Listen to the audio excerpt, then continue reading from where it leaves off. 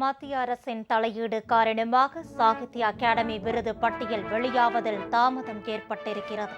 முதல்வர் மு.க.ஸ்டாலின் குற்றச்சாட்டு.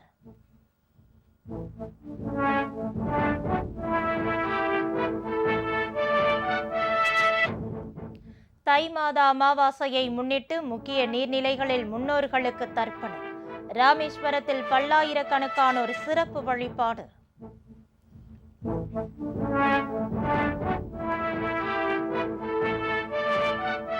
வாக்காளர் பட்டியலில் பெயர் சேர்க்க இன்று கடைசி நாள். இறுதி வாக்காளர் பட்டியல் அடுத்த மாதம் 17ஆம் தேதி வெளியாகும் என அறிவிப்பு.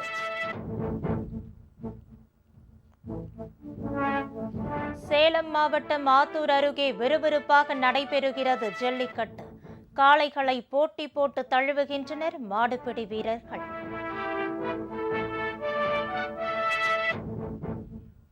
பொங்கல் பண்டிகை கொண்டாட சொந்த ஊர் சென்றவர்கள் சென்னை திரும்புகின்றனர்.